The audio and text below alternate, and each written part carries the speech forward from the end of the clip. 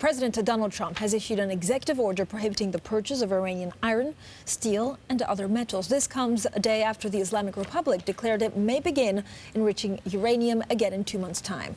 Well, Trump says this order is aimed at preventing Tehran from developing a nuclear weapon. We're now joined by Golnar Motevalli, our Bloomberg reporter who joins us from Tehran. Golnar, first of all, how do people on the street live it? Are they worried about what we heard in the last couple of days from President Trump and now the fact that the EU has to make a decision on how they deal with Iran?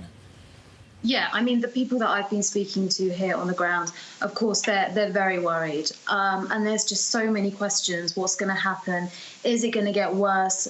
What's going to happen to our currency? I think we're going to most likely see a further decline in the real. I don't know whether it's going to breach another record low or not. I think that's yet to be seen. I think everything obviously hangs on how the Europeans react in terms of, how these negotiations that the Iranians are demanding over the next 60 days, how they play out, and whether they can come good on this financial channel and this special purpose vehicle. And then, of course, we wait to see how the Americans choose to interpret how things unfold. The EU was very kind of certain today in its statement, saying that the IAEA, the UN-led international nuclear watchdog, has to decide, is the final arbiter of the state of Iran's nuclear program.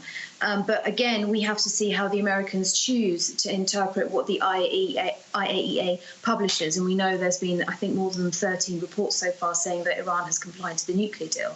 So that's going to be very important. But these steel and these metal sanctions are also, a huge deal right now. To ask you about that.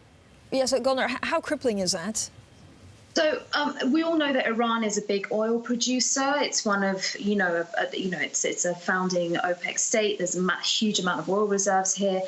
But actually, for the region, for the Middle East, historically, it's been a big producer of construction materials such as steel. Another one is cement and concrete. Iran's a big cement producer.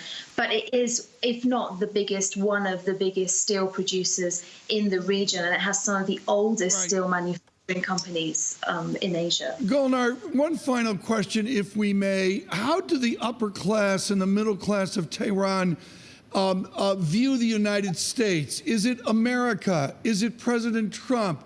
Do they observe Mr. Bolton? What is the granularity that they look at when they look at America? It's a very good question. We can't forget the fact that lots of Iranians, particularly upper class, middle class, upper middle class Iranians, many of them have some kind of connection to the United States. They'll have family in the United States. They'll have children studying in the United States. Many of them will have green cards, whether they actively use them or not, to go to the United States. They make a very, very, and always have done, I think, pointed distinction between America as a society, as a country, and the leadership.